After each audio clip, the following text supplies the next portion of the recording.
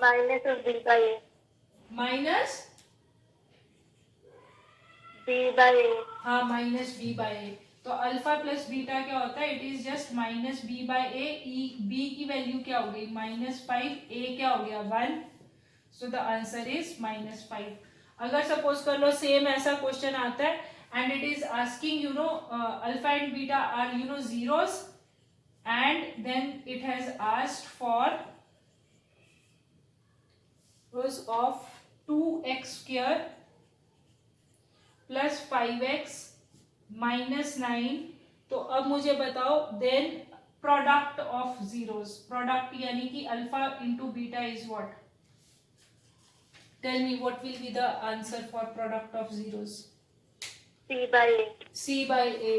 तो सी क्या है यहाँ पर? What is the value of C? What is the value of C? C क्या है? 8। -9। 9 नहीं है, अच्छा, मैं ऊपर का क्वेश्चन -9 और ए क्या है? 2। So this is your -9/2। Yes Pujita, your answer is right बेटा।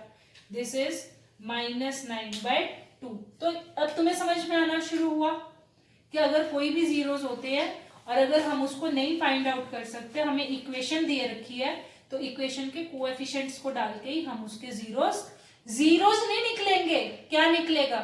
सम ऑफ जीरोस और product of zeros. So you are not getting the zeros, you are getting sum of zeros and product of zeros. Have you understood? Zero होती है independent value, alpha और beta की अलग अलग value, पर alpha beta की अलग अलग वैल्यू नहीं मिल रही। क्या मिल रहा है? सम ऑफ जीरोस मिल रहा है और प्रोडक्ट ऑफ जीरोस मिल रहा है। आगे बात समझ में इतनी? Okay, so going to the next one. Suppose कर लो एक और क्वेश्चन कहता है if the sum of zeros. अब यहां पर देखो नेक्स्ट क्वेश्चन कहता है if the sum of zeros of polynomial 2x² plus 3kx plus 3 is 6, then find the value of k. Find the value of k. बोलो। यहां पर ऑलरेडी गिवन है कि सम ऑफ जीरोस इज 6। तो सम ऑफ जीरोस क्या होते हैं?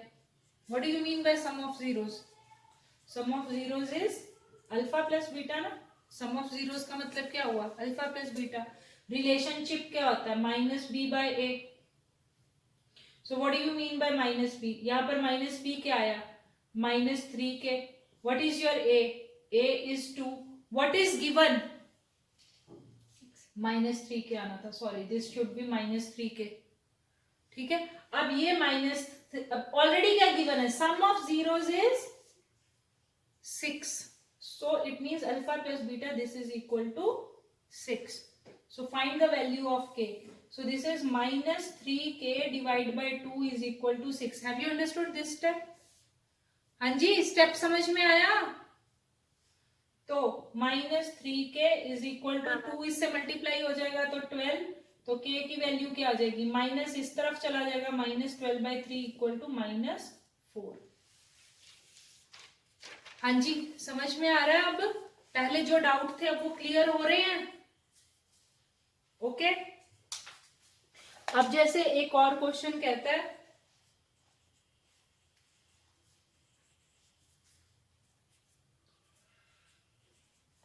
Let's do the next one.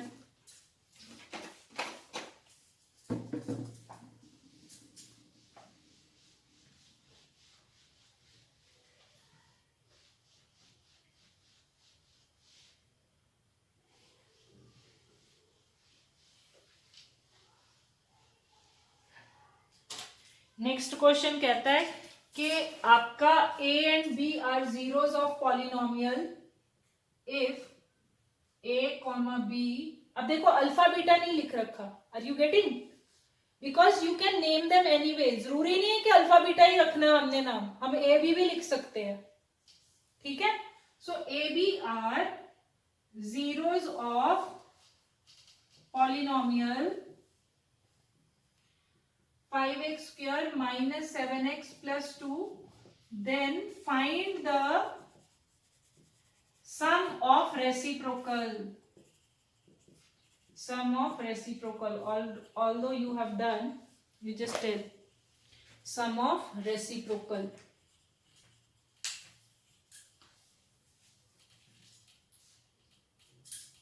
Some of reciprocal का मतलब क्या हुआ? इंग्लिश को कन्वर्ट करो मैथ में, क्या मतलब हुआ इसका सम ऑफ रेसिप्रोकल का? मतलब 1/सम प्लस वो 1/सम ऑफ रेसिप्रोकल। अगर ए और बी मेरे जीरोस हैं तो इसके रेसिप्रोकल क्या हुए? 1/a। और बी का रेसिप्रोकल क्या हुआ? 1/b। तो इन दोनों का सम, रेसिप्रोकल का सम करो। समझ में आई मेरी बात बेटा? आ रही है? तो 1/a। तो अब जब हम इसको ऐसे को सॉल्व करते हैं तो हम क्या करते हैं, हम इसका सीधे एलसीएम ले लेते हैं। तो आपको पता है ए बी हो जाता है और ऊपर क्या आ जाएगा? a plus B. मालूम है ना? अभी तक लग गया ना पता? तो a प्लस बी को निकाल लो और a इंटू बी को निकाल लो। a plus B is what? अब देखो यहां पर जब हम ऐसे करते हैं, because they have not used it as alpha and beta, they have used it as a and b. Do not write coefficients as minus b by a. You do it minus b by a. At least differentiate करो। समझ में आ रहा है ना क्यों हमने ऐसे capital क्यों मैंने लिखा है? हम तो वैसे नॉर्मली क्या लिखते हैं? स्मॉल लेटर से लिखते हैं। मैंने क्यों कैपिटल लेटर से लिखा है? क्योंकि उसने अल्फा बीटा की जगह ही ए बी यूज कर लिया। तो अब मैं कोएफिशिएंट के लिए थोड़ा ना स्मॉल लेटर्स यूज करूंगी। For coefficients I am writing now capital letter. So this much changes you should understand कि I can do. Nobody will tell you and के बेटा ये छोटे छोटे चेंजेस करके खुद लिख लो. तो माइनस बी बाई ए क्या होगा? अब देखो ये माइनस इसका अपना है और b की वैल्यू क्या है? What is the value of b? -7. तो ये जो अब बच्चे यहां पर भी कंफ्यूज होते हैं ना, इधर माइनस है उधर भी माइनस है, अब क्या करें?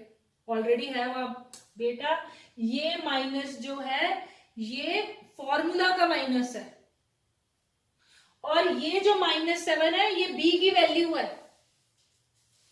Are you getting? तो we will write it as minus of -7 क्योंकि ये माइनस जो आया है ये फॉर्मूला का माइनस है. लेकिन b की एज सच वैल्यू क्या है? b की as such value is -7. a की वैल्यू क्या है? 5. So what are you going to get? It is as 7/5. अब c बाय a क्या है? c कितना है? 2. a कितना है? 5. तो उसने क्या मांगा था? वो कहता था रेसिप्रोकल बताओ इसका, सम ऑफ रेसिप्रोकल. तो a प्लस बी की जगह क्या डालेंगे? Now you substitute here. a plus B की जगह क्या डाल देंगे? 7/5. और a b की जगह क्या डाल देंगे? 2/5. You know how to solve the fractions. कैसे सॉल्व करोगे? न्यूमरेटर एज सच लिखा जाएगा और डिनोमिनेटर का रेसिप्रोकल ले लोगे. ऐसा ही करते हैं. ये कट गया. सो this is 7/2 is the answer. What is the answer? समझ में आया? तो ये क्या आया था हमारा? उसने यही मांगा था. हाँ, find the sum of reciprocal. Ma'am अगर 80a होगा तो उसका अदर जीरो होगा 1/a. शाबाश. अगर 10, देखो 2 जीरोस होते हैं ना. अगर फर्स्ट जीरो इज अल्फा तो दूसरा जीरो जो बीटा है, बीटा की वैल्यू क्या है? 1/a. क्या लिख रखा है? If 10 be the reciprocal of other. Reciprocal क्या होता है? इन्वर्जन. रेसिप्रोकल क्या होता है? इन्वर्जन. अगर मेरा फर्स्ट जीरो अल्फा है तो बीटा क्या होगा? 1/अल्फा. समझ में आ गया? तो मेरा यानी कि अल्फा इज अल्फा और बीटा क्या है?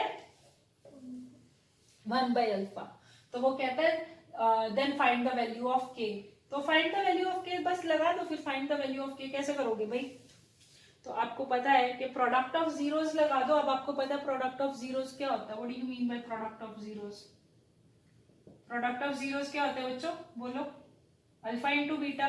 रिलेशनशिप क्या है, C by A. Product of zeros का क्या रिलेशन होता है कोएफिशिएंट्स के साथ, सी बाय ए।